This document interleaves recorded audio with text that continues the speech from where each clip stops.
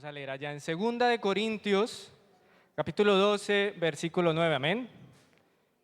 2 Corintios, capítulo 12, versículo 9. Y me ha dicho, bástate mi gracia, porque mi poder se perfecciona en la debilidad. Por tanto, de buena gana me gloriaré más bien en mis debilidades, para que repose sobre mí el poder de Cristo. Amén. ¿Pueden estar cómodos? Y quisiera empezar con una pregunta, y es, ahorita con el boom de la inteligencia artificial, respóndamela, ¿usted sabe qué nos diferencia de las máquinas o de la IA? Nosotros como humanos, como cuerpos orgánicos, ¿qué nos diferencia de la inteligencia artificial? Algo que jamás podrá hacer. Por allá suenan sentimientos, emociones, no tienen alma, correcto. Y es cierto, las máquinas y la inteligencia artificial jamás podrán copiar las emociones y lo que nosotros sentimos. Somos seres sintientes. Es decir, desde que nacimos ya empezamos a llorar. Y eso para nosotros ya es una muestra de vida. La inteligencia artificial lo que hace es que imita esas emociones. Hay gente que regaña a ChatGPT. No, hágalo más humano. Hermano, él no es humano. ¿Sí? Nunca lo va a poder ser igual que usted. Por ahí sacan motores de inteligencia artificial que es como pensamiento. Entonces la IA simula que es una persona y se pone a pensar en todos los escenarios posibles, ¿cierto? Pero jamás eso podrá reemplazar lo que usted y yo sentimos cuando tenemos una emoción. Y el tema de esta noche se llama emociones dispersas. ¿Amén? Así que vamos a ver de qué trata el tema. Y quisiera empezar con hablar de qué tipos de emociones existen, ¿sí? Y la diferencia entre emociones y sentimientos. Entonces, revisando, hay unas emociones que son las básicas o primarias. Entonces, hay aproximadamente 6 emociones básicas. Entonces, esas 6 emociones son la alegría, la tristeza, el miedo, la ira, el asco y la sorpresa. Esas son las 6 emociones. Entonces, ¿qué es la alegría? Es la sensación de bienestar y placer. Por ejemplo, que a usted le den un regalo. Usted se siente alegre, ¿cierto? Vea, por allá vi caras felices. O ahorita que fue San Valentín, el regalo para la novia, ¿cierto? Ay, su regalo. Entonces se siente uno en un estado de alegría, ¿sí? También está la tristeza. La tristeza es el malestar ante una pérdida o decepción, ¿sí? Entonces, por ejemplo, que perdió el equipo en la final de la Champions. No. He visto más de uno con la cara agachada, triste, como si se hubiese perdido, qué sé yo, 1.000.000 de pesos. Yo creo que ni con 1.000.000 de pesos se sienten tan tristes, Dios mío. O una que salió hace poquito, ¿han visto el monito? Ese monito, ve, ahí está. Ahí está el monito. Entonces, ese monito juega con nuestras emociones, hermano. Yo le debo ser sincero, yo también he puesto como, ay, ¿por qué le pegaron? ¿Y por qué le pegan al monito? ¿Por qué lo rechazan? ¿Cierto? O entonces uno se pone alegre cuando, y eso ya es tendencia. Entonces, ¿el monito cómo se llama? Punch. Vea, ay, Dios mío, saben el nombre. El monito Punch, él se ha vuelto como parte de las emociones y una tendencia. Por ahí hubo también en cierto momento un pingüino. El pingüino que se apartó de la manada y se fue por allá a una montaña y iba a morir. Entonces todo el mundo, hasta yo me creí ese cuento, ¿ah? De un documental de hace como 15 años. Tenemos el miedo. Entonces el miedo es una reacción ante un peligro o amenaza. Por ejemplo, mi mamá es muy emocionalmente miedosa. Entonces ella ve un accidente o uno le va a mostrar, vea ese accidente. Ay, no me muestre eso. Ay, no me lo muestre porque, Dios mío, ay, por Jesús, ahí se invocan todo. Y también está o el experimentar algo desconocido, ¿no? La gente que, por ejemplo, quiere saber qué es lanzarse de paracaídas, pero no quiere hacerlo porque le da miedo, ¿sí? Entonces la experiencia es experimentar algo desconocido. Está la ira, que es esa respuesta de frustración o injusticia, que es, por ejemplo, muy típico, los que tienen hermanos. Uno se pelea con el hermano, y más si viven juntos. Yo ya no me peleo tanto con Sofía, porque vivo lejos. Entonces ya aprovecho y la saludo y nos hablamos bien. Y cuando ya empezamos a rozar, entonces ahí sé que me voy para mi casa. ¿Por qué? Porque con los hermanos es muy natural que hayan esas peleas, esa ira, ese enojo. Está el asco. Entonces el asco es, por ejemplo, cuando pasa el camión de la basura, ese olorcito que deja así. Vea, por ahí vi unas muecas, mi hermana Milena tampoco. Pero cuando deja así el rastro de basura, es horrible. O la sorpresa. Entonces cuando le llegan a usted con algo que no tienen imprevisto. Es que le regalan una flor a la muchacha o que le traen a su mamá algo. Entonces, ay, ay, tan bonito. Entonces usted se impresiona, ¿cierto? ¿Y qué diferencia los sentimientos de las emociones? ¿Sí? Porque son dos cosas muy similares pero distintas. Las emociones son una respuesta fisiológica inmediata, intensa y breve ante un estímulo. Cuando usted ve el monito punch que le pegan, usted siente tristeza, pero es momentánea. Usted no va a quedar llorando, espero que no lo hagan. Que quede orando y Señor, ayuda al monito punch, que él no sé qué. No, no, es una emoción que es del momento, es una respuesta. O, por ejemplo, a medianoche, ¿a quién le ha pasado que vio pasar una sombra así en el pasillo así? No, yo me devuelvo. Una vez me pasó en la casa solo, pensé que había apagado una luz y estaba encendida y yo desde el pasillo al fondo yo, Dios mío, tú estás conmigo, pero es que yo no quiero ir allá. ¿Sí? O el sentimiento, que es diferente, es ya la experiencia subjetiva. Entonces, cuando esa emoción se convierte en algo consciente y usted ya la trabaja en su mente. Entonces, esa sombra que usted vio así que pasó y le dio miedo, entonces resulta que era su hermana despelucada. Entonces, no, ya mi cerebro dice, lo relaciona con algo racional. Dice, no, no, es que su hermana Sofía que salió despelucada así por el pasillo. Entonces, no, bueno, no, ya no me asusto, ¿cierto? Ya racioné. Y resulta que si no tenemos dominio propio sobre las emociones, que es esa primera acción que tenemos cuando vemos algo, eso puede llegar a controlarnos, ¿sí? Si no tenemos dominio propio sobre nuestras emociones, eso puede desencadenar en que empezamos a tener sentimientos. ¿Amén? Pero para la palabra de Dios, en la palabra de Dios hay muchas respuestas ante las emociones y cómo podemos tratarlas. Y hoy vamos a ver, si me alcanza el tiempo, que yo soy Camilo Largometraje, vamos a ver rápidamente cómo tratar cada una de esas emociones y ejemplos en la Biblia de cómo tratarlas. Entonces empezamos con la tristeza. Entonces, ¿qué mayor ejemplo que el de Jesús y su gran tristeza y angustia cuando sabía que lo iban a crucificar, ¿cierto? Entonces, el contexto rápido es que la noche anterior Jesús tuvo la cena con sus discípulos, ¿cierto? Y bueno, ahí habló también de que uno de ellos lo iba a traicionar, spoiler era Judas, que otro lo iba a negar, que ese era Pedro, que lo negaría 3 veces. Bueno, él ahí tuvo la cena y después de que terminó la cena, él dijo, bueno, vámonos para un lugar que se llama Getsemaní. Getsemaní es como un huerto, un jardín que queda a los pies del monte de los olivos. Entonces él allá con sus discípulos le pidió a 3 de ellos, que eran sus más cercanos, que era Pedro, Santiago y Juan, que lo acompañaran a orar. Él les dijo, venga, acompáñenme a orar, ¿sí? Ya les cuento qué es, pero acompáñenme. Ellos mismos también estuvieron en la transfiguración, cuando vieron la gloria de Jesús, ¿sí? Entonces, en Mateo 26, 38 al 41, yo lo voy a leer en la traducción lenguaje actual, dice, el 38 dice, y les dijo, estoy muy triste, siento que me voy a morir, quédense aquí conmigo y no se duerman. Les dijo, venga, ustedes que son mis compañeros, ayúdenme aquí, sí, ayúdenme a orar, yo estoy muy triste. Y les dice, Jesús se alejó, el 39 dice, se alejó un poco de ellos, se arrodilló hasta tocar el suelo con la frente y oró a Dios, diciendo, Padre, ¿cómo deseo que me liberes este sufrimiento? Pero no será lo que yo quiera, sino lo que quieras tú. Y el 40 dice, Jesús regresó a donde estaban los discípulos y los encontró durmiendo. Entonces le dijo a Pedro, ¿no han podido quedarse despiertos conmigo ni siquiera una hora? No se duerman, dice el 41, no se duerman, oren para que pueda resistir la prueba que se acerca. Ustedes están dispuestos a hacer lo bueno, pero no pueden hacerlo con sus propias fuerzas. Jesús era Dios, amén.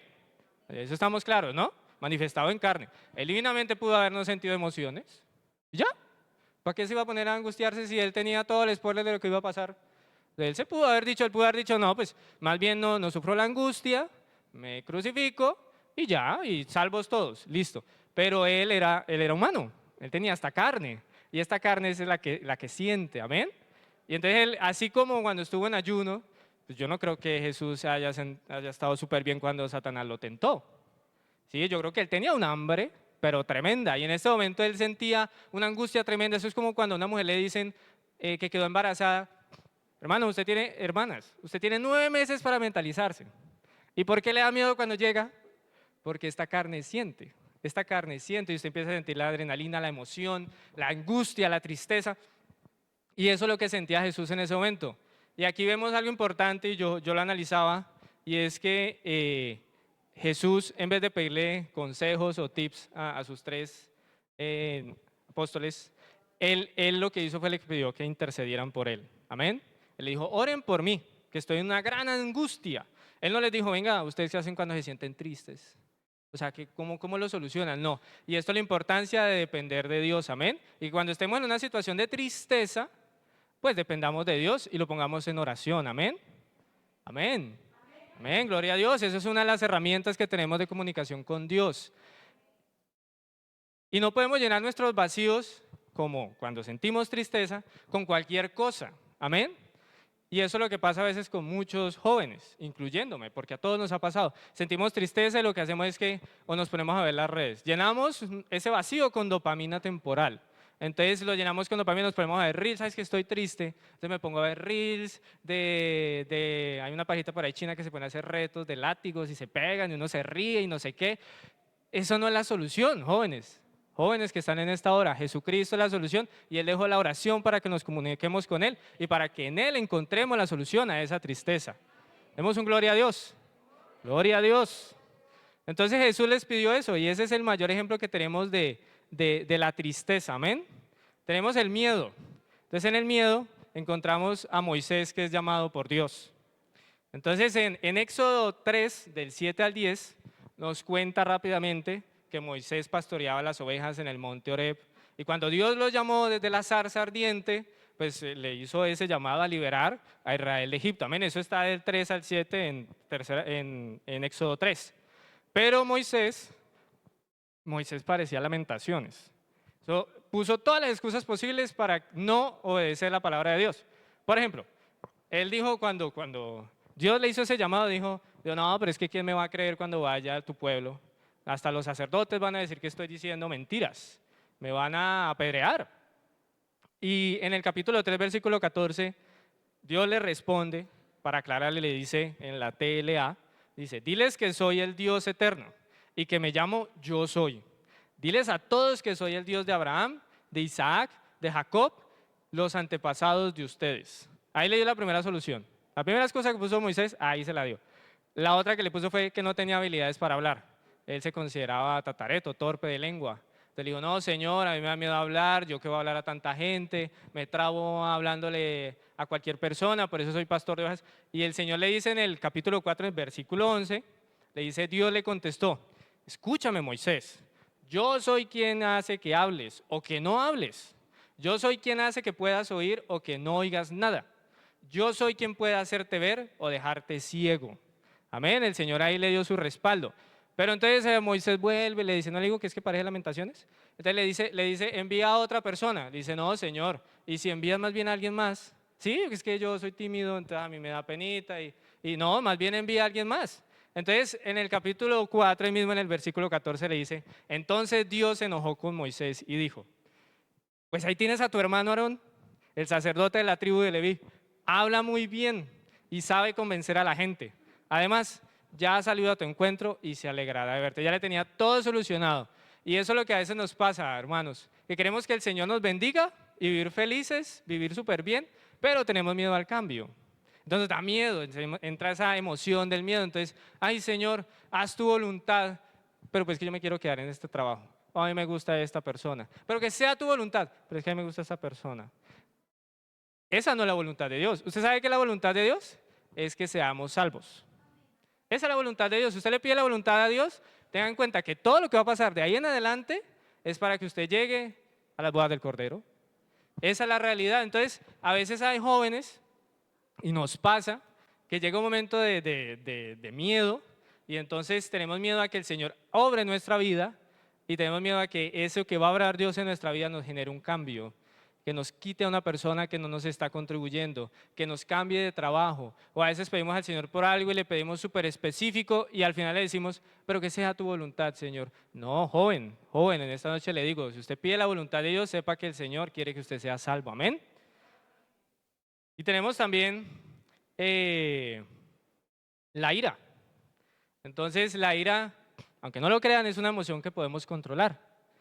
Y la Biblia nos habla sobre la ira. Amén. Y en Proverbios 16:32 dice, Mejor es el que tarda en airarse que el fuerte, y el que se enseñorea de su espíritu que el que toma una ciudad. En Santiago 1, 19 al 20, en la TLA dice el 19, mis queridos hermanos, pongan atención a esto que les voy a decir. Todos deben estar siempre dispuestos a escuchar a los demás, pero no dispuestos a enojarse y a hablar mucho, porque la gente violenta no puede hacer lo que Dios quiere. Amén. Demos un gloria a Dios.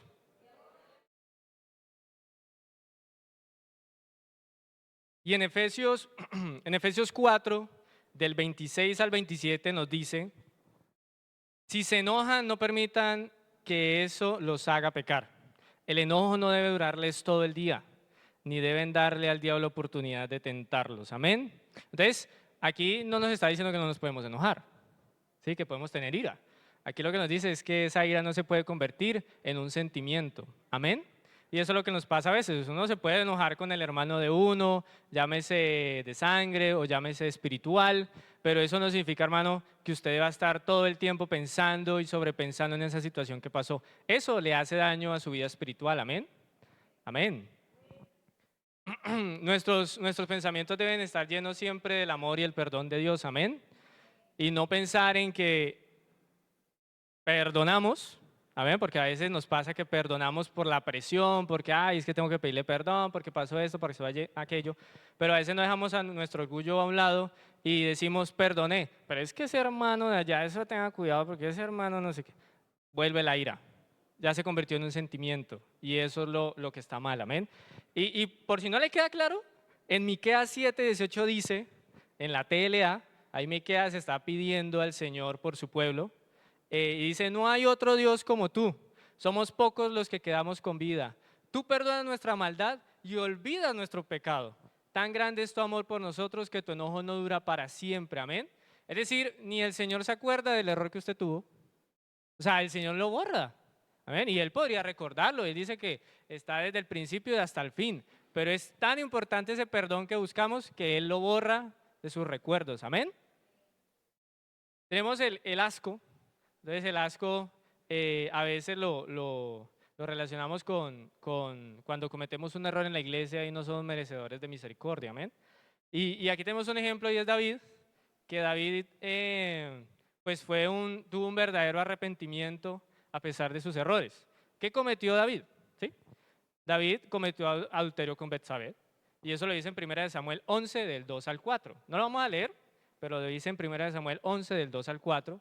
Y además de cometer adulterio con Betsabé, porque él estaba en el balcón y la vio y la deseó y bueno, tuvo adulterio, entonces se dio cuenta que ella estaba embarazada, le salió ahí el doble. Entonces él planeó la muerte de Urías, porque él intentó que Urías como que se acostara con su esposa, entonces lo trajo del campo de batalla, le dijo, no, tómese unas vacaciones, quédese por aquí cerquita, relájese, vaya donde su esposa. Y él no, él muy organizado, siendo del ejército, él dijo, no, yo me quedo aquí en el templo cuidando, yo que me voy a ir para la casa, no sé qué. Entonces David, en su maldad, en ese momento, entonces planeó la muerte de Urías. Entonces eso lo dice en Samuel 11, del 14 al 17, habla de cómo planeó todo, lo envió al campo, a una zona, lo que llamamos normalmente como la primera línea ya de batalla, y bueno, Urías murió. Entonces el profeta Natán confronta a David por su pecado, y David pues entra en conciencia después de entender su pecado, y eleva una oración de arrepentimiento a Dios. Y en el Salmo 51, del 4 al 7 nos dice, Salmo 51, del 4 al 7 nos dice, en la TLA, dice, a ti y solo a ti te he ofendido, he hecho lo malo en tu propia cara. Tienes toda la razón al declararme culpable. No puedo alegar que soy inocente. El 5 dice, tengo que admitir que soy malo de nacimiento y que desde antes de nacer ya era pecador. El 6 dice, tú quieres que yo sea sincero, por eso me diste sabiduría. El 7 dice, quítame la mancha del pecado y quedaré limpio. Lava todo mi ser y quedaré más blanco que la nieve. Y aquí vemos un arrepentimiento sincero de David, amén. Y el enemigo a veces quiere que cuando cometemos un error, pues nos sintamos poco, nos sintamos mal, lo pensemos, es que no voy a ir a la iglesia porque hice aquello, hice lo otro, el hermano se dio cuenta, ¿yo qué voy a hacer? ¿Será que voy? ¿Será que no? Hoy, joven, en esta noche le digo, usted no puede dejar de venir y buscar de Dios, amén. Eso es lo primero que debemos hacer, buscar de su presencia. Él es el que perdona todos sus pecados y esas iniquidades. Si usted viene de corazón sincero, como lo hizo David después de entrar en conciencia de su error, el Señor lo va a perdonar, amén. Amén. Gloria a Dios. Y aquí hay algo que nos diferencia mucho de esas doctrinas que se han vuelto muy populares últimamente, y es que ellos se excusan en la carne. Yo he escuchado a mucha gente de otras doctrinas que dicen, no, pero es que la carne es débil, pero el Señor entiende que a mí me pasa 2 o 3 veces, que a veces yo salgo con mis amigos, que a veces tomo. Joven, el pecado no se nos tiene que volver costumbre. Amén. Amén. El pecado no se nos tiene que volver costumbre. Nosotros podemos cometer errores. Es más, a los amigos que están en esta noche les decimos, a ver, levante la mano quien desde que se bautizó aquí no ha cometido un pecado. Sí, porque el que diga que sí es hereje. Ninguno. Y entonces por eso no nos vamos a salvar. ¿O usted sí cree que va a ser salvo, hermano? Amén, gloria a Dios, créalo, crea que usted va a ser salvo. Esas situaciones, esos errores que tenemos no nos deben apartar de la presencia de Dios, amén. Debe ser una experiencia para que sigamos acercándonos a Dios. Amén, demos un gloria a Dios. Vean, me alcanzó el tiempo, ¿sí? Y la felicidad. Entonces, como leímos al principio en 2 Corintios 12, 9, lo voy a leer en la TLA, ahí está hablando Pablo, y dice, pero Dios me ha contestado, mi amor es todo lo que necesitas, mi poder se muestra en la debilidad. Por eso prefiero sentirme orgulloso en mi debilidad, para que el poder de Cristo se muestre sobre mí, amén. Y Pablo vivió momentos muy difíciles, ¿sí? Muy duros. Ese era el verdadero Lamentaciones 2. Si Lamentaciones tuviera otro capítulo sería ese, porque así rápidamente estuvo 5 veces encarcelado, aproximadamente, ¿no? Creo que fueron 6, 5. 5 veces encarcelado, y eso no es como las cárceles actuales. Y estos días que estuve preparando la enseñanza, se ha hablado mucho sobre la vida de Pablo y lo duro que le fue en la cárcel. Y eso no eran cárceles, hermano Fred nos decía en una enseñanza un jueves, que esas cárceles no son como las de ahora, como las de Estados Unidos, que son súper limpias, asépticas, con buena luz, con su buena ropa, sus 3 comidas. No, eso era una letrina, usted, donde estaba ahí encadenado, al ladito hacia sus necesidades fisiológicas. Eso era terrible. Además tuvo que escapar de los judíos que querían matarlo en Damasco. Por allá se metió en una cesta y eso cayó en un muro. No, eso es Pablo muy salado. También el apedreamiento que tuvo en Listra, donde casi lo matan. Sí, allá también casi lo matan. Es más, lo lanzaron fuera de la ciudad y dijeron, no, ese ya está muerto. Pero no, él seguía vivo. Y fue azotado y apedreado por liberar de un espíritu de adivinación a una joven también. De que Dios lo usó, haya apedreado. Y dígame algo, ¿y no será que Pablo decía como, no, a mí me iba mejor persiguiendo cristianos? ¿Cierto? Porque persiguiendo cristianos al menos robaba, buscaba, se satisfacía en su pecado, pero desde que se convirtió le han pasado muchas cosas malas. Pero aún así él a todas las cartas que escribía, a Timoteo, a Corintios, a todos, siempre les daba una palabra de ánimo. Siempre había una palabra de ánimo de Pablo. Él igual explicaba lo que le pasaba, el dolor que sentía. Es más, le pidió al Señor que 3 veces le oró para que le liberara de un dolor terrible que tenía. El Señor no se lo liberó. ¿Y por eso Dios es injusto? No. El Señor que le permitió a Pablo ser salvo. Amén. Y eso es lo que nosotros buscamos, la salvación, hermano.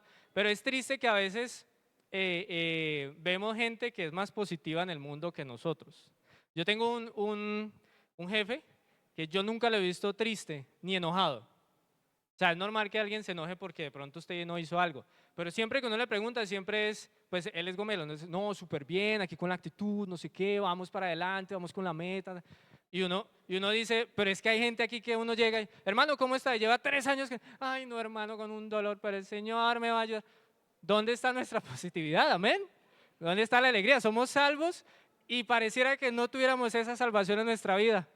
Es triste y es la verdad saber que hay gente allá en el mundo que se siente más feliz que nosotros que conocemos la verdad. Amén. Entonces, la invitación en esta hora, hermano, es a que nosotros podemos controlar nuestras emociones. Amén. Amén, créalo. Nosotros podemos controlar nuestras emociones y en la palabra está la respuesta a cada una de esas emociones y tenemos ejemplos vivos de que esas emociones sí las pudieron controlar. El propio Jesús nos da un ejemplo de ello en la tristeza, amén. Moisés en el miedo, Pablo en la alegría, amén. Y David, por ejemplo, en el asco, en el repudio. Así que yo les invito a estar de pie en esta hora. Yo, no sé, el Señor desde hace mucho me puso este pensamiento, esta palabra. Y yo sé que a veces sentimos, a veces es difícil. No sé cuántos jóvenes en esta hora estén luchando con alguna situación emocional que desde hace mucho la carga. Pero yo le puedo decir en esta hora que Jesucristo liberta. Jesucristo liberta, amén. Y Él le puede dar la libertad para esa situación. Hay que depender de Él, hay que buscar de Él, orar, interceder, ayunar, amén, para que esa respuesta llegue. Así que vamos a orar en esta noche para que el Señor nos ayude, amén.